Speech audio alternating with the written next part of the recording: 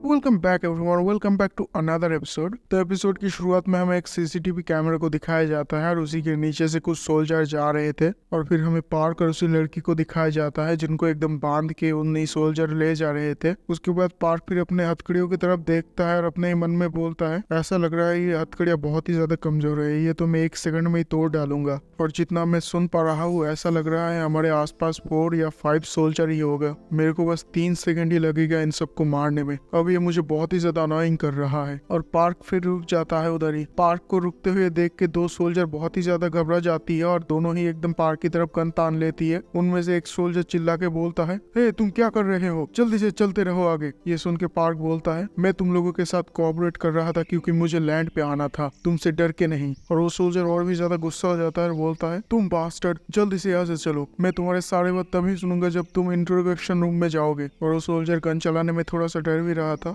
तुम लोग देख ही सकते हो उसकी शक्ल एकदम, उसकी 12 बज चुके हैं, मतलब पूरी तरीके से उसकी गांड फट चुकी है उस सोल्जर की। और पार्क फिर अपने हथकड़ियां तोड़ने ही वाला था और उसी वक्त पीछे से वो लड़की आ जाता है और बोलता है, पार्क रुक जाओ, मुझे लगता है वो लोग तुमसे डर रहे हैं, ये सब लोग तो बस ऑर्डर मान रहे हैं उस ऑर्गेनाइजेशन का, और ये सब लोग बहुत ही ज्यादा हेट करते हैं वॉरियर से, और ये लोग भी स्वॉर्ड वॉरियर को मारना चाहते हैं, शायद फ्यूचर में हमें उनकी मदद चाहिए, तो अभी के लिए थोड़ा सा शांत हो जाओ पार्क। ये सुन के पार्क थोड़ा सा शांत हो जाता है और आगे बढ़ने लगता है। और हमें 4 सोल्जर को दिखाया जाता है, वो चारों ही बहुत ही ज्यादा घबरा चुकी है और उस लड़की को बीच में दिखाया जाता है। भाई इस लड़की को देख के भाई मुझे इतना गुस्सा आता है, भाई मैं होता तो सबसे पहले इसी लड़की को मारता। उसके बाद हमारा सीन शिफ्ट होता है और उसी लड़की को दिखाया जाता है एक रूम के अंदर ले आया है और फिर उस लड़की को चेयर पे बैठा देती है और आंखें की पट्टी को हटा देता है। और फिर हमें कैप्टन को दिखाया जाता है जो उसके सामने वाले चेयर पे आके बैठ जाता है। और फिर कैप्टन उस लड़की को बोलता है, मुझे पता है तुम वॉरियर नहीं हो बच्चे, तो अब बताओ वो रेबल वॉरियर कैसा है और तुम उसके साथ क्यों घूम रहे हो बच्चे। ये सुन के वो लड़की बोलती है, रेबल वॉरियर, ये निकनेम तो बहुत ही ज्यादा कूल है और मुझे नहीं लगता उसको वॉरियर बोलना ठीक रहेगा क्योंकि वो हर तरीके से वॉरियर से बहुत ही ज्यादा डिफरेंट है। ये सुन के कैप्टन बोलता है, हर तरीके से डिफरेंट कैसे, क्योंकि ये बहुत ही ज्यादा हेट्रेड रखता है स्वॉर्ड वॉरियर के लिए और ये स्वॉर्ड वॉरियर के हर एक एलाई को भी मारना चाहता है जितने भी लोग स्वॉर्ड वॉरियर के साथ मिले हुए हैं। इसके अलावा मुझे नहीं लगता उसके पास कोई और गोल है। और ये सब सुन के वो कैप्टन भी एक सिगरेट निकल लेता है उसके सिगरेट के बक्से से और वो अपना सिगरेट को जलाते ही अपने मन में सोचता है, इस बच्चे ने जितना भी इन्फॉर्मेशन दिया उस हिसाब से तो मुझे सब कुछ सही लग रहा है और ऐसा लग रहा है ये वॉरियर जो है अभी अभी अदर वर्ल्ड से वापस आया है और अब मुझे पता चला ये जो रेबल वॉरियर है वो नॉर्थ में ही क्यों अपीयर हुआ। ऐसा लगता है ये अपना रिवेंज लेना चाहता है उनसे। फिर कैप्टन उस लड़की को बोलता है, तो अब बताओ वो क्या चाहता है और एक चीज, वो तुम्हें अपने साथ क्यों घुमा रहा है। और हमें दिखाया जाता है वो लड़की को थोड़ा स्मोकिंग के धुएं से प्रॉब्लम हो रहा है और वो फिर भी कांसते हुए बोलता है, मैंने ही उसे बोला था मुझे अपने साथ ले जाओ क्योंकि मैं उसका एक काम आऊंगा गाइड की तरह, और उसने भी अपना फैमिली को खोया था इसीलिए मैं भी उसके रिवेंज में मदद करना चाहता था, पर फिर भी मैं उसका कोई भी मदद नहीं कर पाया, मैं उसका बोझ ही बन रहा हूँ। ये सुन के कैप्टन बोलता है, ठीक है तुम्हारी कहानियां तो बहुत सुन लिया। ये सुन के वो लड़की भी बहुत ही ज्यादा खुश हो जाता है, खड़ा हो जाता है और बोलता है उस कैप्टन को, क्या सच में, मुझे लगता है अगर आप पार्क के साथ मिल जाते हैं तो हमें सारे वॉरियर को मार सकते हैं। और हमारा कैप्टन बहुत ही ज्यादा गुस्सा हो जाता है ये बात सुन के और उस लड़की को बोलता है, हे बच्चे,